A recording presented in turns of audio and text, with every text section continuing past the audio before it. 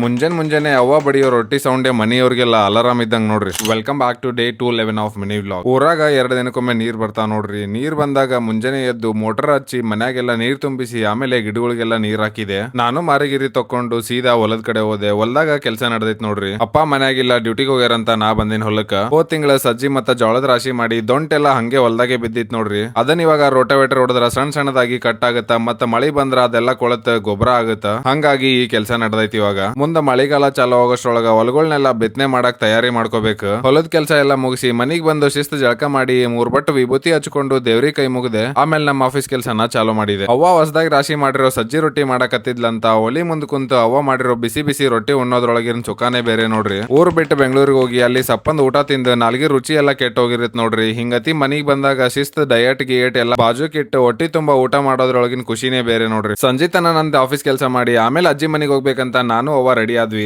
ಅಜ್ಜಿ ಮನಿಗೆ ಹೋಗಿ ಅಕ್ಕನ್ ಮದ್ವಿ ವಾರ್ಷಿಕೋತ್ಸವ ಇತ್ತಂತ ಅವರಿಗೆಲ್ಲ ವಿಶ್ ಮಾಡಿ ಎಲ್ಲರೂ ಸೇರಿ ಊಟ ಮಾಡಿದ್ವಿ. ಹಿಂಗತಿ ಮನಿಯವರೆಲ್ಲ ಸೇರಿ ಕುಂತು ಊಟ ಮಾಡಿ ಲಾಸ್ಟಿಗೆ ಎಲೆ ಅಡಿಕೆ ಹಾಕೊಂಡು ಹೊರಗ್ ಕುಂತು ಮಾತಾಡೋದ್ರೊಳಗಿನ ಮಜಾನೇ ಬೇರೆ ನೋಡ್ರಿ. ಫ್ಯಾಮಿಲಿ ಅಂತ ಬಂದ್ರ ಇಂಥ ಟೈಮ್ ಯಾವಾಗೂ ಮಿಸ್ ಮಾಡ್ಕೋಬೇಡ್ರಿ. ಕುಂತು ಮಾತಾಡುವಾಗ ಅದರಿಂದ ಕಲಿಯೋ ವಿಷಯ ಬಾಳ ಇರ್ತಾವ ನೋಡ್ರಿ. ಮಾತಾಡ್ಕೊಂತ ಕುಂತ ರಾತ್ರಿ 11 ಆದ್ರೂ ಟೈಮ್ ಹೋಗಿದ್ದೆ ಗೊತ್ತಾಗಿಲ್ಲ. ವಿಡಿಯೋ ಇಷ್ಟ ಆದ್ರೆ ಫಾಲೋ ಮಾಡ್ರಿ, ಸಪೋರ್ಟ್ ಮಾಡ್ರಿ. ಮತ್ತೆ ಮುಂದಿನ ವಿಡಿಯೋದಾಗ ಸಿಗ್ತೀನಿ. ಪೀಸ್.